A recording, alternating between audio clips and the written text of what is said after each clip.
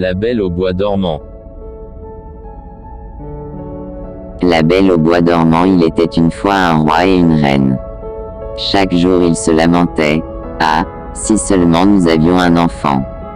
Mais d'enfant, pointe. Un jour que la reine était au bain, une grenouille bondit hors de l'eau et lui dit, ton vœu sera exaucé. Avant qu'une année soit passée, tu mettras au monde une fillette. Ce que la grenouille avait prédit arriva. La reine donna le jour à une fille. Elle si belle que le roi ne se tenait plus de joie. Il organise une grande fête. Il ne se contente pas d'inviter ses parents, ses amis et ses connaissances, mais il invita aussi des fées afin qu'elles fussent favorables à l'enfant. Il y en avait 13 dans son royaume. Mais, comme il ne possédait que 12 assiettes d'or pour leur servir un repas, l'une d'elles ne fut pas invitée. La fête fut magnifique. Alors qu'elle touchait à sa fin, les fées offrirent à l'enfant de fabuleux cadeaux, l'une la vertu, l'autre la beauté, la troisième la richesse et ainsi de suite, tout ce qui est désirable au monde.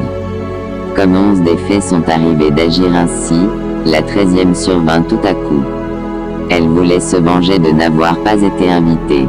Sans saluer quiconque, elle s'écria d'une forte voix, la fille du roi, dans sa 15e année, se piquera à un fuseau et tombera raide morte. Puis elle quitta la salle. Tout le monde fut fort effrayé. La 12e des fées, celle qui n'avait pas encore formé son vœu, s'avança alors. Et comme elle ne pouvait pas annuler le mauvais sort, mais seulement le rendre moins dangereux, elle dit, ce ne sera pas une mort véritable, seulement un sommeil de 100 années dans lequel sera plongée la fille du roi. Le roi, qui aurait bien voulu préserver son enfant adoré du malheur, ordonna que tous les fuseaux fussent brûlés dans le royaume. Cependant, tous les dons qu'il avait donnés les fées s'épanouissaient chez la jeune fille. Elle était si belle, si vertueuse, si gentille et si raisonnable que tous ceux qui la voyaient l'aimaient. Il advint que le jour de sa 15e année, le roi et la reine quittèrent leur demeure. La jeune fille resta seule au château. Elle s'y promena partout, visitant les salles et les chambres à sa fantaisie. Finalement, elle entra dans une vieille tournée. Elle escalada l'étroit escalier en colimaçon et parvint à une petite porte. Dans la serrure, il y avait une clé rouillée. Elle la tourna. La porte s'ouvre brusquement. Une vieille femme filant son lin avec application était assise dans une petite chambre. « Bonjour, grand-mère, » dit la jeune fille. « Que fais-tu là ? » « Je file, » dit la vieille en branlant la tête. « Qu'est-ce donc que cette choisie que tu fais bondir si joyeusement ? » demanda la jeune fille. Elle s'empara du fuseau et voulut filer à son tour. À peine l'eut-elle touché que le mauvais sort s'accomplit, elle se piqua au doigt. À l'instant même, elle s'affaissa sur un lit qui se trouve là et tomba dans un profond sommeil. Et ce sommeil se répandit sur l'ensemble du château. Le roi et la reine, qui arrivaient tout juste de revenir et pénétraient dans la grande salle du palais, s'endormirent. Et avec eux, toute la cour.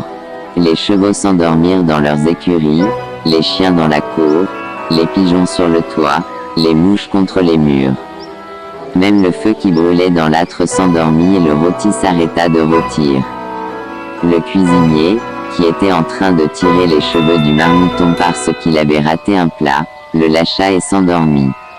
Et le vent cessa de souffler. Nulle feuille ne bougea plus sur les arbres devant le château. Tout autour une haie d'épines se mit à pousser, qui chaque jour est devenue plus haute et plus touffue. Bientôt, elle cerna complètement le château, jusqu'à ce qu'on n'en vit plus rien, même pas le drapeau sur le toit. Point d'interrogation, point d'interrogation. Dans le pays, la légende de la Belle au bois dormant, c'est ainsi que fut nommée la fille du roi, se répandait. De temps en temps, des fils de rois s'approchaient du château et tentaient d'y pénétrer à travers l'épaisse muraille d'épines. Mais ils n'y parviendront pas. Les épines se tenaient entre elles, comme par des mains. Les jeunes princes y restaient accrochés, sans pouvoir se détacher et mouraient là, d'une mort cruelle. Au bout de longues années, le fils d'un roi passe par le pays. Un vieillard lui raconta l'histoire de la haie d'épines. Derrière elle, il devait y avoir un château dans lequel dormaient, depuis 100 ans, la merveilleuse fille d'un roi, appelée la Belle au bois dormant. Avec elle dormait le roi, la reine et toute la cour. Le vieil homme avait aussi appris de son grand-père que de nombreux princes étaient déjà venus et avaient tenté de forcer la haie d'épines, mais ils y étaient restés et y étaient morts d'une triste mort. Le jeune homme dit alors, « Je n'ai peur de rien, je vais y aller. Je veux voir la Belle au bois dormant. » Le bon vieillard voulait l'en empêcher, mais il eut beau faire, le prince ne l'écouta pas. Or, les 100 années étaient justement écoulées et le jour était venu où la Belle au bois dormant devait se réveiller. Lorsque le fils du roi s'approchait de la haie d'épines, il vit de magnifiques fleurs qui s'écartaient d'elles-mêmes sur son passage et lui laissaient le chemin. Derrière lui, elles reformaient une haie. Dans le château, il vit les chevaux et les chiens de chasse tachetés qui dormaient. Sur le toit, les pigeons se tenaient la tête sous l'aile. Et lorsqu'il pénétra dans le palais, il vit les mouches qui dormaient contre les murs.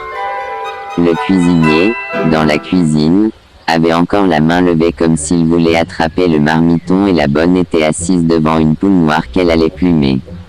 En haut, sur les marches du trône, le roi et la reine étaient endormis. Le prince poursuivit son chemin et le silence était si profond qu'il entendait son propre souffle. Enfin, il arriva à la tour et poussa la porte de la petite chambre où dormait la Belle. Elle était là, si jolie qu'il ne m'était en détourné le regard. Il se pencha sur elle et lui donna un baiser. Alors, la Belle au bois dormant s'éveilla, ouvrit les yeux et le regarda en souriant. Ils sortirent tous deux et le roi s'éveilla à son tour, et la reine, et toute la cour. Et tout le monde se regarde avec de grands yeux. Dans les écuries, les chevaux se dressaient sur leurs pattes et s'ébrouaient, les chiens de chasse bondirent en remuant la queue. Sur le toit, les pigeons sortirent de la tête de sous leur aile, regardèrent autour d'eux et s'envolèrent vers la campagne. Les mouches, sur les murs, reprennent leur mouvement. Dans la cuisine, le feu s'alluma, flamba et cuisit le repas. Le rôti se remet à rissoler, le cuisinier donna une cadeau au marmiton, si fort que celui-ci en cria, et la bonne acheva de plumer la poule. Le mariage du prince et de la Belle au bois dormant fut avec un faste exceptionnel. Et ils vécurent heureux jusqu'à leur mort.